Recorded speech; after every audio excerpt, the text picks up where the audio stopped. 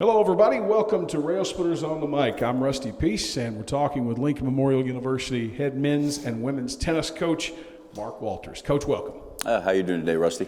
Doing well, thanks. Well, you're doing pretty well when you look at how the Railsplitters have fared this week. A couple of wins yesterday on the road over in Bristol at King, and Lady Railsplitters 8-2. The Railsplitters have a much-needed win yesterday, and all in all, things looking up. Yeah, our guys got a little snake bit over the last month, and I can't really fault the effort. They've kind of gone along according to plan. Whenever you run into a stretch of matches that are all winnable, but you don't get any of them, and you play your rear end off, after a while it catches up with you mentally and physically. I think our guys were just in a place where if they didn't get a win, the weight of the world was going to be on their shoulders. So we drove 2 hours to Bristol, but I think I would have drove 16 hours to Miami to get a win yesterday. Well, that win Wednesday was not necessarily your run-of-the-mill win. It was an overwhelming, dominant performance by your team. King's struggling right now. Just when you think we're having a tough year, you run into somebody else who's up against it. And, they have a couple guys that have been diagnosed with mono and one with some kind of flu, and it all came up on them on Wednesday morning. So we anticipated a really difficult match, and in the end, we were able to take them. When we last spoke prior to the interview for Railsplitters on the Mic, you told me that the teams would be at the indoor until otherwise notified, and Mother Nature has not cooperated a whole lot for you to be outside. We've got to stick our nose out about 4 or 5 days. In fact, the King coach yesterday told me that was their 5th day outside, but they don't quite have the same resources that we have. We're fortunate, and we've been able to take advantage of the building, and I do have a lot of coaches that have been calling me recently about setting up weekends for next year. So I'm encouraged that all the things that I'm hoping will come to fruition are going to pan out. I know we've talked a lot about the indoor facility, and that's where we are today, but quite frankly, I remember the old days when if LMU wanted to practice on a bad weather day, they had to travel to Knoxville. So it's an entirely huge game changer having this facility at your fingertips. Yeah, I really didn't have any idea the difference it's made in the players. Just for myself, I've been practicing on one indoor court for the last 7 years and rotating groups around. So the amount of efficient practice that we can get in and the quality it's incredible for a coach. Right now I'm working without an assistant, but you'd never know it because we can get so much done. Now, I came down earlier in the week and got some what we call B-roll footage of you working out with some of your guys. I don't know that all of them were there, but in the midst of that big stretch where they were really suffering through some losses that they maybe should have won, maybe some of them they shouldn't have, but what have you seen is the biggest thing that you've needed to work on with them, and has their confidence suffered from that? Absolutely. It doesn't matter how much you say you're fine. How you doing? I'm fine, Coach. You can just see there's nothing behind the eyes when they're saying it. If you don't win occasionally at least, or be in your matches, at some point it just starts to roll over you. Now I've had 1 or 2 guys that no matter what the circumstance this year, they've played competitively and they fought through it.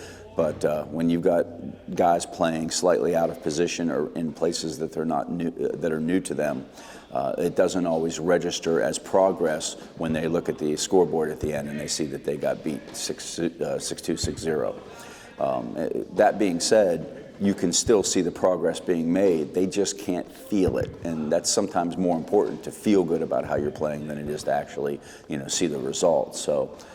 Combining the mental part of it with the physical, it's a challenge at this point. Now, you also noticed at practice the other day, I wasn't very nice to them. And at some point, you have to remind them about the shortcomings in the previous matches. If that's a kick in the butt that they need to get motivated, then that's what you do. But, I try to come at them 100 different ways to get a positive result. And eventually, the truth hurts sometimes, but it's also a refreshing way to motivate somebody.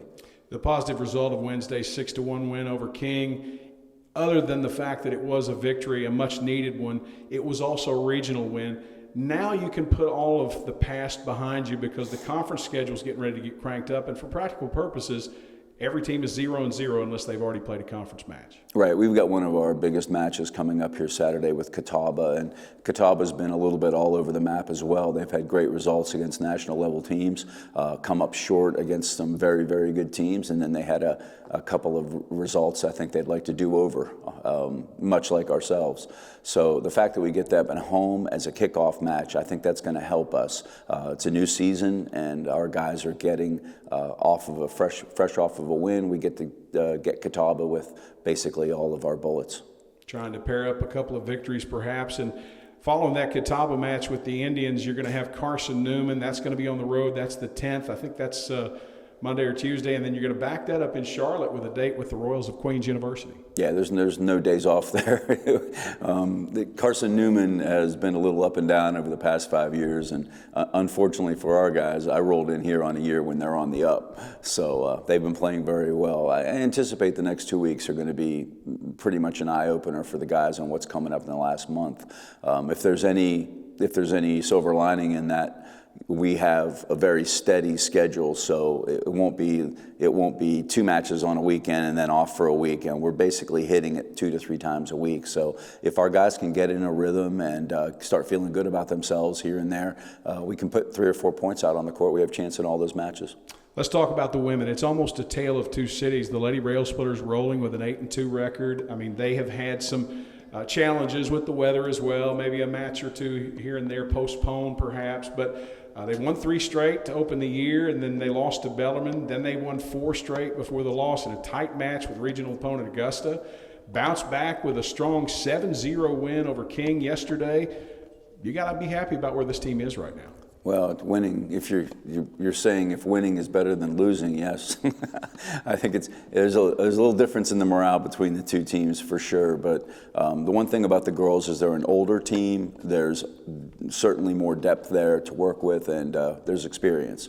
So when you put those 3 things together, and they're used to having some success, I'm not surprised at where we're at this point of the season. Really, if the ball had bounced a little differently a couple of ways, we could have been undefeated. But likewise, the ball bounces the other way, we probably could be 5-5. So the fact that we've played well in tight matches and our level has never come down is important. The Augusta match was our first true road test where we did full preparation, went the night before, played a quality opponent at their place. They just outplayed us, and it wasn't a fact that nobody had a bad day, nobody lost it mentally. We played our best tennis and they played better. And when that happens, you just tip your cap and you point out to the girls that if we have that effort consistently everywhere we go, some of those are going to fall our way. That 8-2 record has got to have established even the lightest level of swagger for this team as it prepares for its first conference matches of the year. They too are going to be taking on Queens and I think Tusculum in the next, let's call it 7 to 14 days. Carson Newman thrown in that mix as well. So it's a big time for the Lady Railsplitters. Yeah, it'll be interesting to see how the next 2 weeks fall out. If we can pull a result at Carson Newman or get Catawba this weekend and go into that Queens match with some confidence, I think we can hit balls with that team. They're a top 20 program, and Billy's had them there for the last several years, so their level of confidence and the ball they're used to seeing is pretty high. But there's no doubt that we can play with anybody. So depending on what time we catch them and what our mind frame is when we roll in, should be a great match. The indoor facility, while it provides you a level of, let's say, experience to practice on when the weather is bad, many teams that you will play throughout the year don't experience the weather we do here in the tri-state area, and so they're playing outside. That being said, are there any factors that the girls need experience with playing the outdoor matches that they haven't really got a chance to experience yet? I used to think that was a big deal going from indoor to outdoor and juxtaposed. I don't anymore. I think the more experience your team gets, the quicker they adapt to anything. The previous school that I was at, we got a top 30 national level, and we had to drive 7-8 hours down here to play teams in good weather. And clearly, many times we hadn't ever been outside at that point.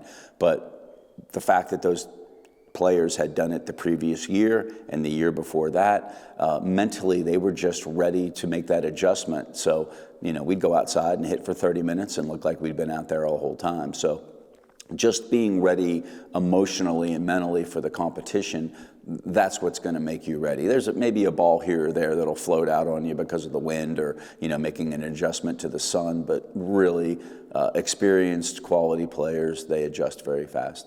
How about the positions by singles and by doubles? Are there any spots that are still being battled for, or are they always up for grabs? Yeah, on the men's side, just having really 7 players in that rotation. Nathan Cooper's sitting at the 7th spot right now, but he's got a couple of guys above him that just have not been getting results. So we're still going to balance out that lineup and give Nathan and all the guys a chance to continue to battle for their positions. I think that's important because you may have forgotten how you got to be the number 3 player on your team if you've taken 6 straight losses. You beat somebody to get there. So what I'm hoping is they'll reestablish that winning feeling. Someone's going to beat somebody else, and at least one person's going to get a win out of that. So that's something that I've always done with my teams as we've had more players. But when you have 7, you almost always know that every guy has a role. They're all going to play anyway. On the girls' team, we're pretty well set. I think the top 6 are clearly my best singles players, but my number 7 player, Sam Hogan, is getting repetitions in the doubles and is part of a very good doubles team with Chrissy Vogel. That girl could step into the lineup and do a great job for us in singles if we needed her. So I think we're in a good place. So 10 matches in, how about the health status? These teams okay right now? Everybody in good shape? No comment. No comment. No comment. Yeah. You never know when the opposition's watching. But no, I think we've fared well for where we're at right now. There's really nobody that's completely debilitated. And on the other hand, I mean, as a college tennis player, you're probably not healthy since the first day they hit campus in the fall. As soon as you hit one tennis ball, there's something wrong with you. Just managing those issues and injuries has been something our team's been good about. We have a fantastic athletic training staff with Samantha Geno. She's been on top of us all year long, and I don't know if we've set a record for amount of hours in her room, but we've got to be getting close.